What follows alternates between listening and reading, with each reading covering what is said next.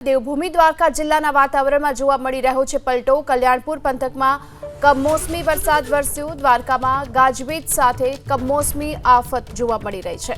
ઓખા મીઠાપુર સહિતના વિસ્તારોમાં પણ વરસાદ। યાત્રાધામ દ્વારકામાં પણ માવઠું વરસ્યું। કલ્યાણપુરના ભાટિયા ગામમાં પણ માવઠું જોવા મળ્યું।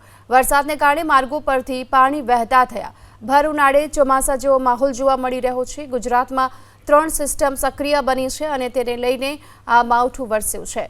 ઓખાની સાથે યાત્રાધામ દ્વારકા અને આ સાથે મીઠાપુર સહિતના વિસ્તારોમાં પણ કમોસમી વરસાદ વરસ્યો।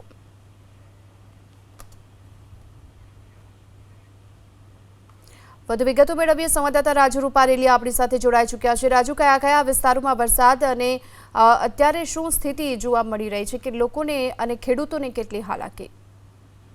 વાત કરવામાં આવે તો આજે અચાનક જ છે સવારે વાતાવરણ છે તે સમગ્ર જિલ્લામાં ગોરંભાયું હતું, પરંતુ ત્યારબાદ છે તે યાત્રાધામ દ્વારકા છે, મીઠાપુર છે, ઓખા છે, તે તમામ જે વિસ્તારો છે તે અચાનક જ ગાજવીજ સાથે કમોસમી વરસાદ પડી ગયો હતો અને માત્ર 5 મિનિટ વરસાદ પડતા દ્વારકાના રોડ રસ્તાઓ છે તે પાણી થયા હતા। વાત કરીએ તો આગળ કલ્યાણપુર તાલુકામાં ત્યાં ભાટિયા શહેર છે ત્યાં પણ કમોસમી વરસાદ વરસતા રસ્તા પર પાણી ભરાવાની છે તે સમસ્યા ઉભી થઈ। ત્યારે અત્યારની જો વાત કરવામાં આવે તો સમગ્ર જે જગ્યાઓ પર વરસાદ પડ્યો હતો ત્યાં હાલ છે સૂર્યનારાયણે હાજરી આપી દીધી છે। હાલ વાતાવરણ છે તે ચોખ્ખું જોવા મળી રહ્યું છે।